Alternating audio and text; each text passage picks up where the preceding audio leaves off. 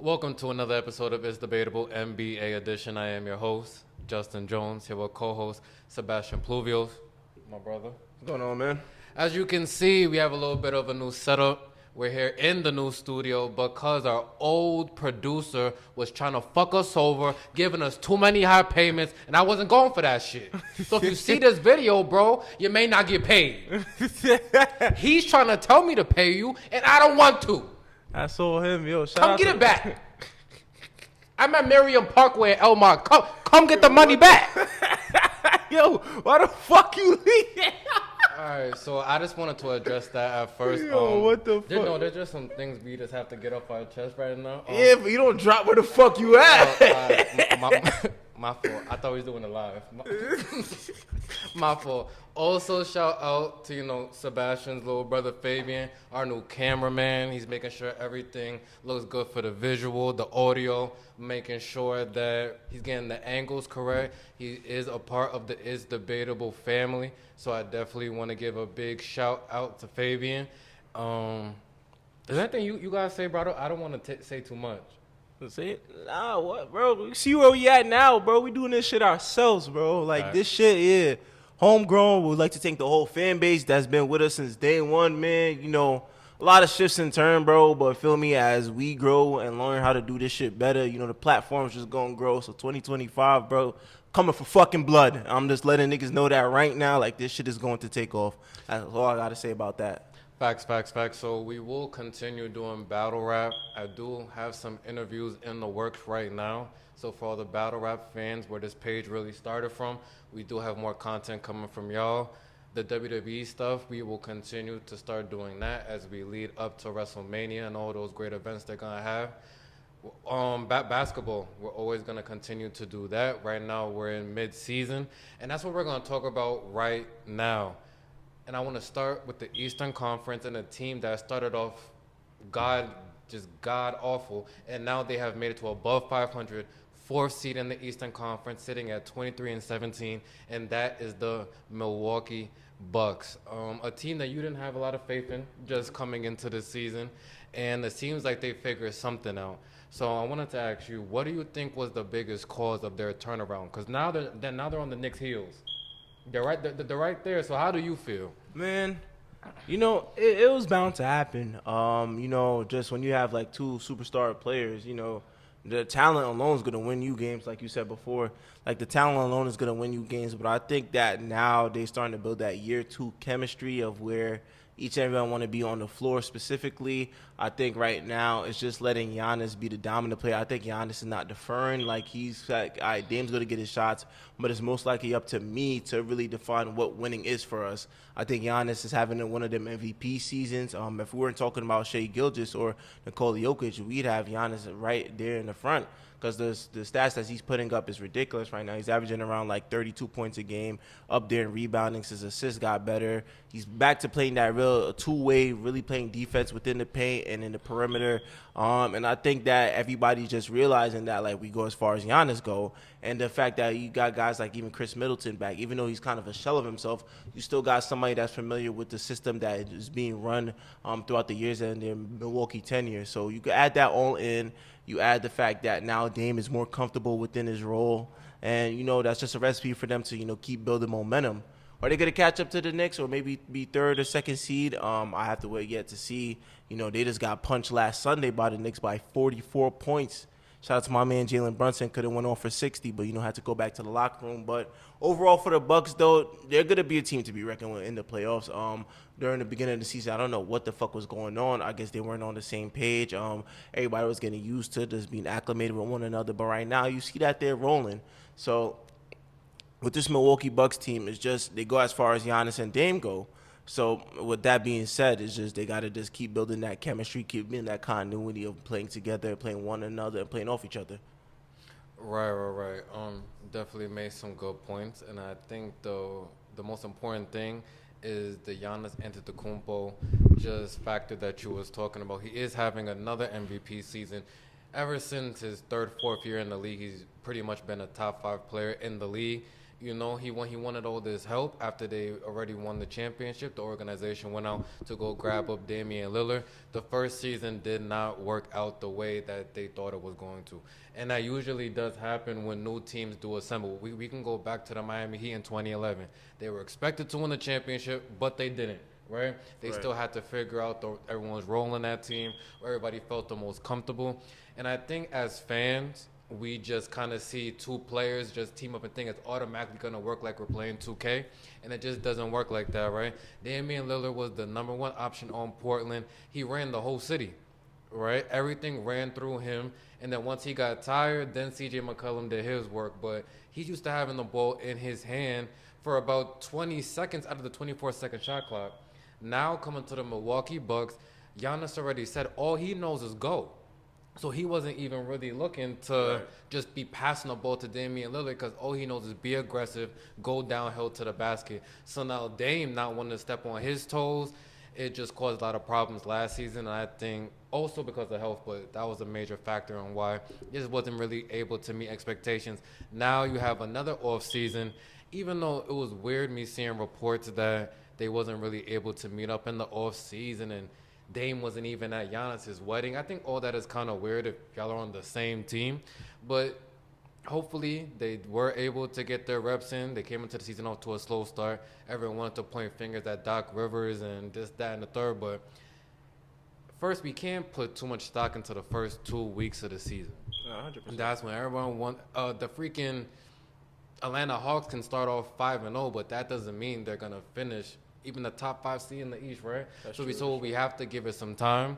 Once they got into the play-in tournament, I think we really seen them start gaining that chemistry together. They made it all the way to the Cup Finals. They won the whole thing. I think winning that really brought this team together and gave them that sense of belief that they could definitely make the playoffs and definitely be a force to be reckoned with. But moving forward, I think the team is going to have to make a trade. Yeah, they do. I just don't feel that with the pieces that they have is just going to be enough. 'Cause I haven't seen no consistency. I had liked the Gary Trent signing, but he's been up and down. Yeah, he got moved to the bench for the second-year kid, Andre Jackson. Someone that's not really offensive sounded, but he plays hell of a defense. I give the kid that. I definitely like the defensive powers that he brings to this team. If he could just add the three-point shooting, then he would fit perfectly to what they got going on, I believe. Right. The bench pieces is just, to your point, just like hasn't been it besides Bobby Portis and Chris Middleton. Show love to AJ Green as well. AJ the Green. young shooter. Yeah, the young shooter. He's really been the only consistent player to me. They've just brought back Chris Middleton after But do you having keep multiple. him or do you use him for like trade value? Who, an AJ Green? Yeah. Because three-point shooting goes a long way. You have to keep to that point, so you have to keep him because who else is their reliable three-point shooter besides Dame? I mean, you can see what you get on the market, though. I definitely believe that. Who? Start naming some people. Right now, you got to look at everybody that's sellers. You got to look at the. But give me a Jazz. shooter. You said a shooter. Give me another shooter that's on the market right now. CJ McCollum is damn near on the market. He's on the market? Yes, for the right price right now. I don't believe that the Pelicans are all in on winning, so they're most likely gonna be sellers. I And believe you they're think gonna, CJ McCollum is a good fit on the Milwaukee Bucks as a six man? Because you can't put him in a starting line. It's gonna make no sense. Yeah, why not? You gonna put him in the starting lineup? No, you could put him at 6 man. Does he want to be a 6-man line? At this point in your career, if you're coming Look what's to, going on with Bradley Beal. but he's been a loser. And CJ McCollum has 7 chips. My fault. I forgot. My fault. You're right. Saying what the fuck are you talking about? CJ They're McCollum both losing. Yeah, whatever either one McCollum won. made it further. Nah, they ain't win nothing, but hear me out though. CJ McCollum been further. CJ McCollum is willing They to went sacrifice. to the Western Conference Finals Did they not? once. They did they not though? Sebastian, they went once, bro. Yeah, Don't bro. act like they've had success to make it. I ain't saying don't do success, that, but I feel like somebody like CJ McCollum will be willing to do that. And if not, you could look towards in the Utah Jazz, bro. I don't see why you can't get a Jordan Clarkson for their bench. Why you can't add some offensive scoring to the bench? If that's what they want to do, fine. But now you got to ask yourself, right, what are they going to give up? So are they ready to move on from Chris Middleton? I think it's about that time. A guy that in the playoffs for you last year was really the only man left standing and gave y'all a shot. You're getting rid of him now, and you're gonna bring in, you're saying Jordan Clarkson, who hasn't been proven to do anything. You gotta bring in somebody. I think you just gotta bring in new pieces. They gotta find a way. If you're gonna make a move, Milwaukee, it gotta be how can we get Jimmy Butler? We got to sit inside this room right now. What pieces are we ready to give? Because that's the piece that's going to take you over the hump. Jordan Clarkson doesn't move their seating at all. It just, if you want to be. I don't think Pat Riley sends Jimmy Butler to Milwaukee. And So where does Pat Riley want to send him? Is there now a specific spot you're saying Pat is looking to send him? I think it would be the Warriors because you get the most in return. It only makes sense. You get maybe 2 or 3 young pieces in return, and then you ship Jimmy Butler and somebody else. When you look at all these other trades, like say that the Phoenix Suns really want to make this trade work, what can they really give up? Okay, but hold on. I'm not talking about Phoenix right now. I'm talking about the Milwaukee Bucks. Yeah, what do they have? That's my point. Like, what assets do they have? You're gonna have to use that Gary Trent. We already spoke about Chris Middleton. We already spoke about Bobby Portis. Yeah, Bobby Portis. We already spoke about some of the younger assets that they have. I'm not sure of their pick situation. I don't know what picks they have right now. Maybe they got some down the line. But you got to look towards anything. That is the hottest trade target right now. And if you're talking about moving up the ranks and really being a true contender, I'm looking at Jimmy Butler right now. I'm not really looking at a Jordan Clarkson at this current moment. It wouldn't be a bad fit, but I just don't see it personally happen. Like I feel like whatever offer Milwaukee was to throw at Pat Riley just shutting that shit down. I feel like he a greedy motherfucker. He gonna want as much as he can in return. Pat Riley has to realize we've been in the time to where you're not gonna get back the same value as you're looking to get. Right, so he has to know that he's a smart man. He's been around the NBA forever, for decades. You're not gonna get back the same level of talent as a Jimmy Butler, right? No, 100%. So you gotta see maybe what young players you can get, picks and see where you can build, because you're not gonna get back another Jimmy Butler. That's gonna be a number one option that could lead you to all the way to an NBA Finals twice in 5 years. What other players on the market that's gonna match that? Nobody. So then you gotta be realistic, right? So shout out to the Bucks though. One more question about that I wanted. How far as currently constructed right now do they make it to the in the playoffs? How far do they make it? I believe they're a second round team, depending who they run into, whether it's Boston. Or to me, I think they could beat Cleveland. I just feel like just the strength of just Giannis and just the experience that he has in the playoffs and getting that far within the playoffs, he could really win you a series. We just really been relying on this team to be healthy. If you look at these past couple of years, the year where the Boston Celtics went to the finals the first time, it was just Giannis out there. With just Drew Holiday, didn't have no Chris Middleton. Then I believe the following year, Giannis missed the first 2 to 3 games against the Miami Heat, which led them losing to them. And then even last year, just having no Giannis, having Dame being out, you really just had nobody to where they literally could have beat the Indiana Pacers. Feel me? The Indiana Pacers being the conference finals would not even be a talk about at all if Giannis and Dame was healthy, in my opinion. Because at the end of the day, it's just Giannis is that dominant in the playoff series to where he's willing to get you these games. Feel me? We've seen it time and time again to where he'll be the best player on the court no matter who's out there. So I just feel like them right now could be a second round team just off the strength that they got to run into maybe a Cleveland or maybe a Boston. And I feel like Boston had their number for quite some time this year. I mean, for the past couple of years, if I'm not mistaken. So, yeah, that got to be counted to effect. Cleveland right now is still up in the air because they're a great regular season team right now. They're on a great run. They're doing great things. Shout out to Donovan Mitchell. Shout out to Kenny Atkinson and the work he's done with this group. But I just feel like just when it comes down to the playoffs, I'm not sold. I'm not sold on this, feel me, because I got to see, Donovan Mitchell step his game up to another level. Is what I feel like. You know what I'm talking about? Feel me, this playoff, he's a great playoff player. But I think you got to step it up to a superstardom to where, people might put you into question, yo, he might be the best player in the world. I feel like he has to rise his game to that occasion, and I don't believe it, where I believe that Giannis is, his game will gradually get better towards the playoffs. I mean, gearing up around the playoffs time. So, I think it's second round. I think that, feel me, they can make some noise if they get the right acquisitions during the trade deadline and they find the right unit. But at the same time, I'm still staying on this. It's a Doc Rivers team, so I don't know. What do you mean by that? Doc Rivers what's team. What's a Doc Rivers team? A Doc can Rivers. You explain? All right. So for those who don't know what a Doc Rivers playoff team is, a Doc Rivers playoff team is a team that gives you hope and ends up beating. If we look time and time again, times even in the bubble where they were up fucking 3-1 against the Denver Nuggets and we're supposed to get the LA versus LA conference finals, Doc Rivers blew a 3-1 lead. When he was with the Clippers and it was about to be their first time getting to the finals, getting to the conference finals with CP, Blake, JJ, Matt Barnes, Lob City, they were up, I believe, 3-1 against the fucking Rockets. And they let in Game 6, Josh Smith go off for 19 points. That was his last stint in the league. Josh Smith went like 4-5 3-pointers straight. Somebody that's league below, like a 21% three-point shooter, went off. So when it comes to Doc Rivers and his team, even when it was up against the Atlanta Hawks, when he was in Philly, found a way to bait. I don't necessarily blame the whole thing on him because Ben Simmons was scared to shoot that last shot. But for me, I just feel like when it's a Doc Rivers team, what can go wrong will go wrong. And I've seen it time and time again, except for 08. That's what we like to do now as people who talk sports, fans, commentators, podcast people, whatever, is just look to point the blame on someone. I get it, he's the coach, but he's not playing. Him coaching, so let's talk about the Atlanta series. Him coaching wasn't going to make Ben Simmons shoot. That has not Ben. If Ben wasn't going to shoot, he wasn't going to. That has nothing to do with Doc Rivers. Okay, that's one. Doc Rivers wasn't out there guarding Josh Smith.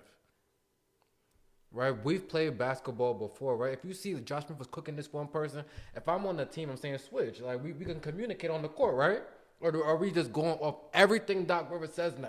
I'm just saying. So let's not just look to blame So it's someone. not, but it's not. Everyone gets to blame. It's not them. the fans that's saying it when literally NBA players went on like JJ Redick podcast and said Doc don't know how to adjust. All right, that's fine, but he also is but not they on the court played playing. For him. But they played for him. All right, he's not playing though. Okay, but there's a certain way that he wants to run. So the players get just as much as the blame. Okay, but so leave it at that. Fine. The X factor is still Doc Rivers. No, it's not that. No, it's not the X How factor. is it not the X factor? Doc Rivers is coaching this team. Every time it's a Doc Rivers coaching the team. Every time it's a Doc Rivers coach. Yes, he is. No, yes, he's not. He is. There's time and time again where players say he does not adjust. If they go to the playoffs this year, he's not the X factor. If you're up 3-1, Giannis and Dame have to play well, bro. If you're up 3-1, bro, and you blow 3 straight games, bro, we're just looking at the players time and time again. It's always going to be the players. Yes, because the players are. It's always the players now. Hold on. I'm let you finish. I'm let you finish. Go ahead. No, I'm asking. It's always the players. It has nothing to do with the coach. Let me know when I can answer. I'm asking you. Okay, so we cannot blame the coach. We have to blame the players because the players are playing, period. Okay, so the coach has nothing to do with it, bro. I didn't say nothing to do with it. So Doc Rivers never done nothing wrong. I don't want to talk at the same time. I'm just asking, bro. Okay, so if we roll back the tape, I literally said everyone gets the blame. I didn't say he's absolved from it. I never said that once. What we were not going to do is say it's a Doc Rivers-led team, and every time he gets it, because now what about when he's won? He won once. You can't just say because it happened once it didn't happen. It still happened. No, he won. Yeah, shout out to him. He got over his own hump. But and at the he same won. time, so what now, has he done after that? Are we gonna just keep holding that to where he's made the playoffs after that? Yes. There's a lot of coaches who aren't winning. There's mad coaches that are not winning right now. What the fuck are you talking about? What coach is not winning right now? Tom Thibodeau, when did he win? Nigga, when? Still in the NBA, when did Tom Thibodeau win in the last decade? He still has a coaching job. He still has a season team, bro. Okay, that's my point too. Doc Rivers has led teams to 50-win seasons. Now, since the Tom Thibodeau, when has he won the chip? Bait in the playoffs. He's baited in the playoffs. He baited in the playoffs, bro. He's part of the Celtics organization. He has a chip himself. I'm asking you, as a head coach, he has not had one. Okay, so what's his excuse? What do you mean? What's his nigga? He's never up 3-1 going to the conference finals. No, that's not the point. He's been to the conference finals, bro. They made it last year. What happened? Everybody got hurt. Oh, here's this. So am I lying, bro? Wait, so am now I you're lying? putting it on the players. Everyone watched the episode back. Now putting it on the players though now. Yes, because of injury. You can't. Injuries is part of the game. The year before that. But baiting is not part of the game. The year before that against Miami. So you're saying that was Tom Thibodeau's fault? No. Whose fault was it? That was the team's fault. But we wasn't up 3. No. We got him. Fuck that. We got him. We got him. No, because we were not to move the goalposts for the players and coaches he likes. Not moving the goalposts. Not moving the goalposts. You are. I'm not moving. Okay, I'm not moving the goalposts. All I'm saying is Doc Rivers was up 3-1 won on that's a numerous fact. There's fucking been a lot of occasions. coaches up 3-1. He's baited, bro. There's been a lot of coaches. Nobody has blew more a 3-1 lead, Kerr bro. was up 3-1, and then they finals. lost. Congratulations. So then what happened? Congratulations, one No, time. wait. And what the fuck Steve Kerr do? Wait, What the fuck is he a bad coach? Yes, he's still a bad coach in my eyes. Yes, I said Steve Kerr's a bad coach. No, can we move on next time? No, I ain't moving I'm on not from gonna say shit. Crazy shit. I'm He's a what- bad coach now. I've been said he was a bad coach. I said he went off of talent, nigga. Oh, because now that came down to the players he had. Yes, the players he had. So, but you just said coaching, though. Nigga, he got over the hump with the talent that he had already, bro. Doc Rivers had all the fucking talent in the world. Doc Rivers had all the talent in the world. So it goes to the point that you have to have a good roster along with the coach. Yes? Roster and coaching goes a long way. Okay. So that was you're acting like Doc Rivers was out there playing. He's doing everything, bro. These are two separate Why did teams. Ben Simmons? You talk about These are two separate teams. All right, I brought up Philly as the third example. He coached the Clippers team when it was Lob City, and he coached it when it was fucking Kawhi and PG. Was it not? Okay. Those are two different sets of superstar players that he had. Facts. The X factor is him. Chris Paul wasn't there that last year. So now the person who was defending Josh Smith, you brought him up. He had how many points did he have? He had 19 points. Okay. Like the four. So the person defending him, I just want to know how much blame does he get? Bro, he gets blamed too. Just as I'm not saying. Go ahead. I'm not saying the players don't get blamed. I'm saying the X factor is the same nigga that's been coaching there for 10 plus fucking years. X factor, bro. Because listen, hear me out. If he calls a timeout, right, that same series, Josh Smith is cooking, and he makes the switch, right? What is his adjustment? Wait. I'm just saying. Let's say they're playing man defense, right? Right. And now his man is getting cooked, and now he switches, and Josh Smith is still cooking. Are you saying that's Doc's fault? What I'm saying is, yes, no, I'm not saying nothing about what it is exactly because I don't know his schemes and rotation. I'm going off players that played for him. Literally said to have the he personnel. can't adjust.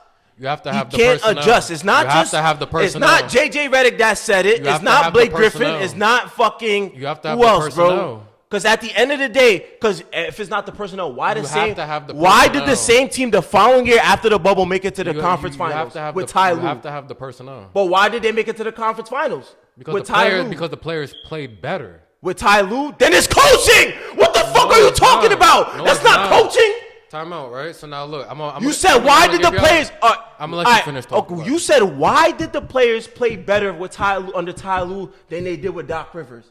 I don't fucking know. That's coaching, nigga. What the fuck are you talking about? No. If the same team went to the fucking conference finals after blowing the 3-1 lead, lost. They went to the conference finals, something that's never been done in Clippers history. They didn't do it with Doc Rivers because and then they lost. The same year, nigga. The same. And then they lost. The same year. I don't give a fuck about we made it to the next losing, round, nigga. and then we lost. Like, what are they you talking about? did it without Doc Rivers. The whole notion when Doc Rivers was the coach. Are you saying Ty Lue's a one-round better coach than Doc? He went to the next round? Yes. All right, great. The nigga Doc Rivers was on the Clippers coach for 5 to 6 years, and they did not get to one conference finals. Ty Lue first year as a fucking Clippers head coach. You need the right players. No. You need the right coach, nigga. You need the right coach, nigga. Can I talk? You could talk, but you're just saying bullshit at the end of the day. Because I'm not. If Doc Rivers was the coach the year before that, and he made it to the second round, and he lost in the second round the following year as the Philly head coach, and Ty Lue in his first year as the Clippers head coach made it to the conference finals, something that's never been done in Clippers history, nigga. I'm blaming it on the coaching, nigga. What the fuck? You don't get fired for no reason. Go ahead. Okay, so that point's already wrong because I seen a coach get coach of the year and then fired. That's the dumbest shit I've ever heard in my life. So now let's move on to the next. Is that not true? And what the next coach? In what way is that not true? The follow coach. Is that not true? He won coach of the year and lost in the second round. He lost in the second round. I'm talking about Dwayne Casey. Yes, he lost in the second round. Bro, he won and what coach Nick Nurse of do the year and then what got fired, did Nick Nurse do the following year? Brought a championship to the Six. What did he do? He brought a championship to Toronto. On that you know you're just talking. Kawhi wasn't even on that team. Okay, but what the fuck? Either way, he wasn't even on the team. So a 50 to 60 wins. The Finals MVP who won by. He wasn't even on the roster. They still won, bro. You're talking to me about coaching, bro. You talking to me about coaching, nigga. I just literally told you what happened, nigga. They got rid of a coach, and then the coach went further the next year, nigga. It's happened time and time fucking again. Mark Jackson, Steve Kerr, championship. Fucking Ty Lue. Doc Rivers, Ty Lue. Conference finals. Fucking, what's the other coach of the Raptors? Dwayne Casey. Fucking, Nick Nurse? Championship, bro. Niggas move on to coaches because they feel like they cannot get it done, nigga. It happened time and time again, nigga. So I just want to say for all the people watching, y'all are watching him in real time gloss over the fact they acquired Kawhi Leonard. Okay, so what completely glossing over that. Okay, that could be one fucking point. That's one point. That's one point. You watch basketball, so okay, that's one point, nigga. That's the most important point. That's one point. But we're talking about Doc Rivers. Are we not talking about Doc Rivers, nigga? Bro. We're not talking about Doc Rivers. So now I will make my last point because we got to move to the next topic. The point I'm making is that you need the right personnel. When the Lakers won it in 2020, they had a certain roster. Same coach, Frank Vogel. Next year, they didn't make the finals. Same coach, different players. So the team couldn't go to his strengths. You need the right personnel. You can do whatever scheme you want, bro. You need the right players. Dwayne Casey, he probably had good schemes and all that. One coach of the year, right? Didn't have the right personnel. Then they fired him, got Kawhi Leonard, and a new coach, and then won, bro. But the fact that you just really tried to sit here and gloss over the fact they didn't have Kawhi is crazy, bro. Congratulations. Kawhi Leonard didn't play majority of the season. He won finals and they still had a great regular season record without Kawhi Leonard, too. All right, so we're going to move on to the next topic. I believe I want to talk about the Timberwolves, right? I wanted to know, they're off to a up and down start to the season. I believe they're sitting at 22-19. Good enough for 8th in the Western Conference. Now, going into this season, I feel there was a lot higher expectations just due to the fact of how they finished last season. They made a big trade, though, and it's looking like they traded up a freaking Porsche for a pair of socks. So, and that's no disrespect to Julius Randle. It's just Cat's looking a lot better, and you're looking like Julius Randle. So, I want to ask you, the deadline is approaching. It should be, in about a month? A month and some change. Should the Timberwolves be buyers or sellers at this year's trade deadline? Sellers, bro. Sellers, man. Now. Who are they selling? We selling Dante DiVincenzo. We selling Julius Randle. You're selling Dante. You got to sell Dante. Dante's not the same Dante that we've seen in the Knicks uniform. You can say that, fine. I think that's just how you're, the minutes and how he's being used, right? Yeah. But I don't think he's per se playing bad. He's not playing bad, but feel me. I think there's more players. He had a career year last year, and then going into this year, it was a little more expectation. But he was a starter though. Yeah, he was a starter, and it was just they were shooting a lot of threes, right? But now this team, I don't think he's the reason why they've regressed though. No, it's not. I think it's the talent. I think it's just more so. Just the pieces don't fit no more. Because, feel me, when you had Karl-Anthony Towns They need Julius Randle. They didn't. Well, that's not like they changed everybody. I just don't. No, to be honest, I really just don't think Dante fits there as well, too, and what they got going on. Shooter? I feel like a shooter. No, a shooter, but feel me, they're making him play more of like a playmaker. Like, when I'm watching these games, like, they try to make him, like, run the second unit, like a playmaker style. Dante DiVincenzo is mostly when he's shooting. Like, he's like a 3-and-D, and he cuts very well to the basket, too. I feel like those are his strength. Playmaking wasn't really his strength. I guess that's something you can do, and you learn how to develop over time, but that's not really his main strength. And when I think of the point guards, I think Mike Conley's up there in age, feel me? Like, he doesn't got that much years left in the league, feel me? Like a seasoned vet. Rudy Gobert doesn't really give you nothing offensively. He doesn't move the needle for you no more because it's not like you have anybody else out there to score alongside Anthony Edwards. Julius Randle is just – it's been a sad case to see in Minnesota. It's just like – it's like they sent him there to die. Like, literally, it's like they sent him there to die, bro, because it's like – I even watched last night's game when he returned to the Garden. You think that's going to be a big thing for you. You're like, yeah, y'all niggas traded me. I'm coming back to the Garden where I run shit and I'm doing – bro, the man had like 4 points. 1 of 5 shooting, bro. Like, he just looked disengaged, doesn't give it effort on defense. There's been many times over this year on defense where he's just pouting, not getting back on defense. This is not what this team needs. This is a young, energetic Minnesota Timberwolves team led by Anthony Edwards. The future really holds in Anthony Edwards, Rob Dillingham, Jaden McDaniels, and I do believe Naz Reid.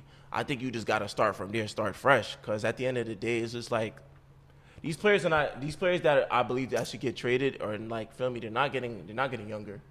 Feel me? So why not try to acquire more young acquisitions to be around Anthony Edwards, surround him with younger talent? Because now it's just not working. And just the fact that you were just in the conference finals last year, and now this year you're damn near in the play-in or might not even make it to the fucking playoffs, is just such a bad regression. shame on the Timberwolves franchise for not wanting to pay that money for Cat, because the fact that you see what he's doing right now, it's just like, damn. We had Karl-Anthony Towns right there with us, feel me, to build the future, and we let that nigga go and brought in